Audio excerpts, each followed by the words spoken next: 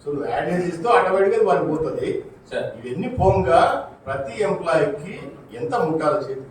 15,000 sir. 15,000 ముడుతా ఉందా? ఏఎన్సీకి ఇస్తాం sir. ANC నాకు అంత ఇంతో చదవచ్చు, నేను చదువురాని ఊరుకునే కదా, గుర్తుపెట్టుకోండి. నేను చదువుకున్నాను నేను కూడా. ఏజెన్సీకి దేవస్థానము కమిషన్తో సహా పే చేస్తా ఉంది. Yes right.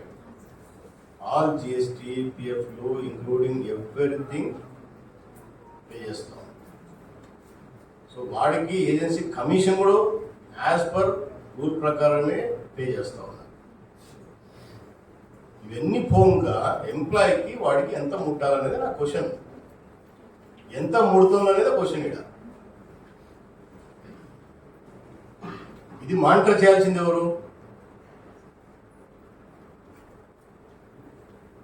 అంటే ఏజెన్సీ ఇష్టమా? తర్వాత వాడు ఇచ్చినా ఇవ్వకపోయినా సంబంధం లేదా? అంటే నాకు ఈ సబ్జెక్ట్ తెలియదు. ఏది ఒక్కసారి మీరు ఏజెన్సీకి ఆ టెండర్ అవార్డు చేసిన తర్వాత వాడి ఇంటర్నల్స్లో మీరు ఎంటర్ కానికి ఉందా లేదా? దేవస్థానం మానిటరింగ్ ఉంటుందా ఉండదా? 100% ఉండాలన్నప్పుడు రెస్పాన్సిబిలిటీ ఎవరిది? దేవస్థానందే కదా. నేనేమంటానంటే ఒకటి గుర్తుపెట్టుకోండి, చిన్నవాడి కడుపుకు ఫోటో గుర్తుపెట్టుకున్నా. వాడు పొద్దున్న లేస్తే కష్టం చేస్తాడు. వాడిని ఫోటో కొడితే పాపం వస్తుంది. 15,000 రూపాయలు నెట్ పేమెంట్ ఇవ్వాల్సినది ఈరోజు 7,000, 8,000, 9,000 వాడి ఇష్టానుసారం ఇస్తూ ఉన్నాడు. మనం ఏం చేస్తున్నాం?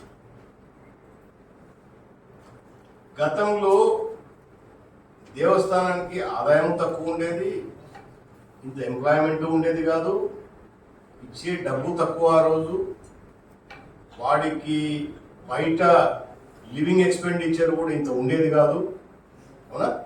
సో ఇవన్నీ బేస్ చేసుకునే కదా యాజ్ పర్ లేబర్ యాక్ట్ ప్రకారము డబ్బులు ఇస్తూ ఉంటాం, మనం పెంచుకుంటా పోతున్నాం. మనం ఒక రూల్ ఫామ్ చేయాలన్నప్పుడు కూడా సో వాడి లివింగ్ ఎట్లా ఉండాలనే కండిషన్ చూసే మీ శాలరీలు కానీ ఇంకో శాలరీలు కానీ అన్ని ఇవన్నీ ఇంప్రూవ్ అవుతూ ఉంటాయి, అంతే కదా? సో ఈరోజు 15,000 రూపాయలు నెట్ అమౌంట్ వాటెవర్ ఎంత అనేది నెట్ అమౌంట్ వాడికి చేతికి పోవాల్సినది ఆఫ్టర్ ఆల్ డిడక్షన్స్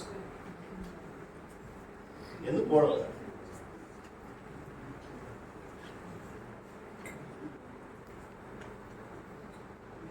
సో దయచేసి మీరు ఎన్ని ఏజెన్సీస్ వర్క్ చేసినాయో, ఏ ఏజెన్సీ కింద ఏ డిపార్ట్మెంట్ అవుట్సోర్సింగ్ ఎంప్లాయీస్ ఉన్నారో నంబర్,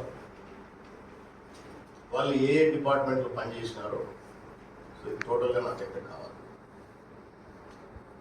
టోటల్ కావాల్సిందే ఆ ఏజెన్సీ ద్వారా ఎవరైతే వర్క్ చేసినారో ఆ డబ్బు కక్కించేదానికి ఇచ్చిపెట్టాలి. అది వాడి హక్కు, అనుకోవాల్సింది. దానికి మీరు తీసుకోవాల్సిన యాక్షన్ ఏ రకంగా మీరు ప్రొసీడ్ అవుతారా, అవునా? లీగల్కి ఎట్లా పోతారా, ఓటు ఎట్లా పోతారా, ఏం చేస్తారా, ఇది మాత్రం నేను చాలా క్లియర్. దాంట్లో ఎవడెవడు ఉన్నాడా ఏమున్నాడా నాకు సంబంధం లేదు.